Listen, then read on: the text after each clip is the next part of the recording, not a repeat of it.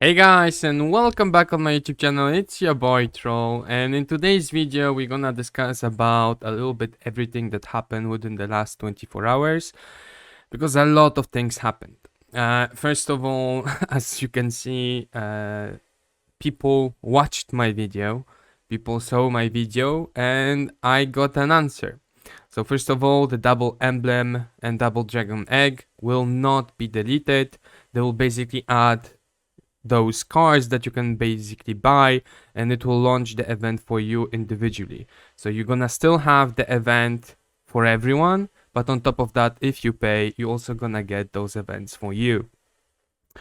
Other than that, they also released the patch notes. Obviously every one of you was able now to see them. So they also released the hero skills. So I just want to go quickly through them. So we have Tag from the Forgotten, the defense. Let's go quickly through it. So first of all, Frost Shelter. Increase all allies max HP cap for 2 turns. Meanwhile, grants all allies a shield by a certain percentage of max HP for 2 turns and cleanses all their freezes effects. So this will be probably an amazing hero for Morris. Frost Bloodline. Tak is immune to freeze. Tak gains 1 layer of icicle whenever an enemy target is inflicted with freeze, which is increase his damage dealt up to 40-50 layers. Meanwhile, Tak gains a layer of ice shield, which reduces damage taken up to 10 layers. Now this is kinda interesting because not a lot of people are playing heroes with freeze, maybe Zira, but again, it's not something you're gonna see so often in the PvP, but I think it's a direct counter to Nazael. As we know, right now if you have exclusive one Nazael in PvP, you kinda win, unless someone else also have him. So I think it's a direct counter to him, and I'm guessing, yeah, basically you're gonna need Tak to counter Nazael if you don't have Nazael. That's how I see it so far. Then we have the Frost Guard, so this is a passive. Then we have the Frost Guard. There's a chance to inflict freeze on all enemies and all allies for 1 turn. Okay, interesting. Interesting. Whenever enemy targets enemy freeze. Okay. On all enemies and all allies. Okay, interesting. I don't know how I feel about this skill. Ice Axe Throwing deals damage to a single enemy by tax max HP. Okay. This attack has an additional piercing rate and increased damage dealt to the enemy target in the free status. The attack cannot land a crit up. Okay, so it's shit. Exclusive, Tak acts 1 extra turn after casting Frost Guard. So this is Frost Guard. Okay, so basically you're gonna freeze everyone and then I guess heal, not heal, but increase HP and put a shield on everyone. Frost Shelter, which is the ultimate, additionally grants all allies effect resistance for 2 turns. And then level 3, Tak pursues and attacks the enemy target 1 time when he inflicts freezes on them. Okay. Again, honestly, right now, I see it kind of like a Morius hero plus PvP answer to Nazael. Like, that's the first thing that comes to my mind. Then we go into Barry. Barry Gaming. So it's Sword Harbor Attack Force. Deals 3 stages of a certain percentage of attack damage to all enemies, with a chance to inflict 1 layer of burn. So it is burn. I was really thinking they're gonna finally add some, HP burn, poison, something, but it's burn. Again, we don't see so many burn teams. Like there is Anna, there is Eric, I think Gunner, but there is not a lot of synergies, like good synergies, good teams. So maybe he will change something. So for now, he inflicts burn. Barry gains additional crit rate equal to a certain percentage of his mastery when a battle starts. Okay, that's interesting. Barry has a gun and 5 bullets. The 5 bullets will be fully rolled at... It's like Eric. Of which wave and Barry's a reaction turn. Barry shoots a bullet whenever enemy targets take... Yeah, it's like Eric. If the target dies due to additional damage, Barry will target other enemies and random. Each bullet has a piercing rate. So, oh my god. Basically, you're gonna combine him with Eric and Anna. And you can literally one-shot everyone before the game even starts. This sounds broken. And on top of that, if you add this champion, so if you also add him, the epic hero, where is he? I think he inflicts burn at the very beginning of the turn. Yeah, yeah, and then it's 100% chance. Allies deals when feast survives. Like I think the burn team is the new meta. I mean, I don't know, but the burn team really sounds nice. So you combine Feist with Eric, with Barry and Anna, and obviously you add space or some support, and you can like detonate their whole team. Because those bullets, where is it? Those bullets and the bombs from Eric will regenerate at the beginning of every turn. So you can literally go into the game and just go with Anna, explode the burns, detonate them, and Barry and Eric just literally gonna kill everyone else. So really interesting. I think burn has a huge potential now, to be quite honest. Flaming Sworn deals attack damage to only, which a chance to inflict layer of burn, even more burns, and then obviously S1 also inflict one layer of burn. So, Barry gains additional crit damage, up to 100% additional crit damage equal to a certain percentage of his mastery when the battle starts. Increase the gun bullets cap to 10. Each bullet has an additional leech. Artillery, which is the ultimate, increase the detonation damage dealt and reduce the enemy's target 2 meter when it detonates the target. Honestly, a burn team right now sounds super sexy. Maybe this is something we're gonna try once we finish with the poison team. We will see. Again, guys, make sure to like, follow, and subscribe. The new poison team video is coming out soon. And I have to say, I was fucking surprised. I was really surprised, guys. So make sure to check and follow. And then we have Epic Daisy. She looks like Space daughter, kinda. Yeah, she looks like Little Space, no? Anyway, so basic attack deals attack damage as an crit is guaranteed for this attack if Daisy has any attribute buff. So yeah, even a speed up buff, and she can crit. Okay, that sounds great. Now we don't know what's the percentage of the attack damage, but that sounds really interesting. Her spell to increase all allies crit rate and attack for 2 turns. Afterwards, Daisy has a chance to act 1 more extra turn. Wow. Wow. Daisy increases her turn meter whenever she obtains 1 layer of attribute buff.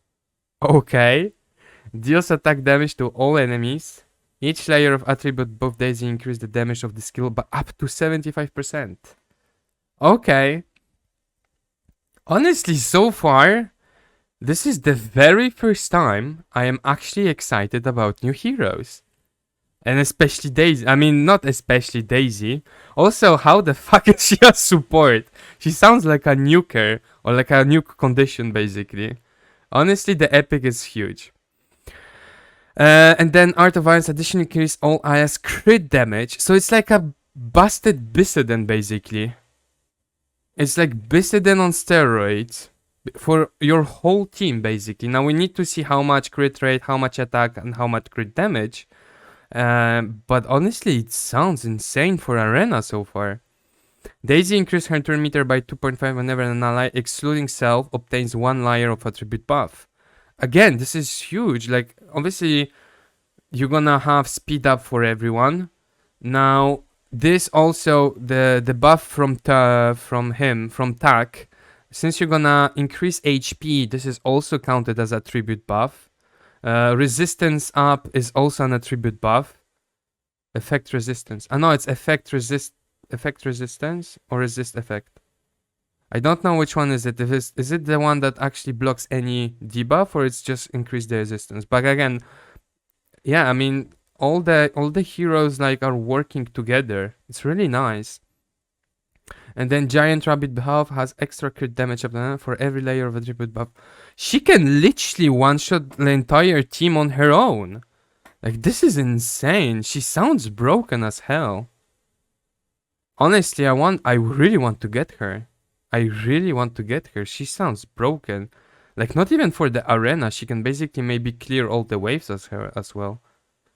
And I mean, again, we need to see how much crit rate, how much attack. Like, we need to see the exact percentages. And then everything else was what we discussed. There is no news about it. So yeah, obviously this, we will not lose the events. So all good there. We're gonna have an additional legendary eye. So if you want to spend, go ahead. If not, well, don't. But yeah, obviously it's a nice legendary eye. Again, we need to see how many levels, how much XP, how many weeks we need to wait for it. But again, it's an additional legendary eye for those who spend. So I mean, again, if you're free to play, it doesn't concern you. But if you're, not pay to win. If you're basically spending money, it's also great. This again, we discussed about it. It's insane, and this is also insane. So it's all great. Now, I can't show anything, but I can discuss about it. I mean, everyone already said it. So there are other things they're gonna add to the game. And when I say other things, it's basically new events and changes to the game. So first of all, as you already heard from, I think, a lot of content creators, apparently everyone will receive mythic shards in order to help new players to basically achieve this first mythic hero, which sometimes can be very hard, especially if you don't spend money. It can be really hard, let's be honest, and it can take a lot of time. So basically, from my understanding, developers decided that they're gonna give 50 shards to everyone, old accounts as well. So this is great. On top of that, they also told us and confirmed that the monthly dungeon will still come out, and we're still gonna be able to basically obtain nice rewards. There will be also new monthly quests. So there's a lot of free stuff coming in our way. And from my understanding, there's a lot of those things that will come after Christmas. Now, again, I don't know what I can say. Not, it's fucking unclear. Like, honestly, the communication sometimes is so bad. But yeah, there is a lot of things going on. They are planning to release a lot of things in the upcoming months. They are showing us that they listen to us. They listen to you. Every time you complain about something, believe me, they see it. I mean, we have just a confirmation. They literally answered to my video. If I'm not mistaken, I was the only one who was scared that the events will not come out. So again, it shows that they listen, they watch. So overall, very positive news. I'm also very hyped and excited for the new heroes. So it's only good things. Only good things.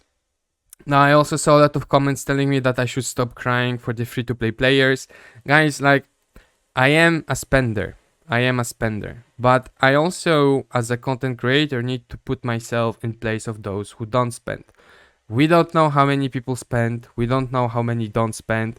But at the end of the day, this game, it's not like, I know, like, we all know that if you play a mobile game, they're gonna be microtransactions, you're gonna be pushed to spend, etc. We know that, that's why we play them, and that's why most probably a lot of us spend money. But we cannot, just say, oh, you're not spending, you're free to play, no one gives a shit about you. Like, there is still a big part of the community that will be free to play. So, like, don't take me wrong, I am happy about those changes. I am happy as hell that I'm gonna get an additional legendary eye for not $100. So that's great. But at the end of the day, you also need to understand the free-to-plays who basically they just know that there's no way for them to even compete or dream of competing with spenders. That's how it is, that's how it was, but now it's just confirmed and written into the stone. So I just wanted to make that clear. But yeah, guys, overall, I'm very hyped. A lot of good news, exciting news. So yeah, now we just need to wait for Christmas. I mean, again, Halloween, amazing event. So yeah, a lot of changes, a lot of good changes. Anyway, guys, I will see you in the next video. So make sure to like, follow, and subscribe, and enjoy midweek. Yeah, see you soon. Ciao.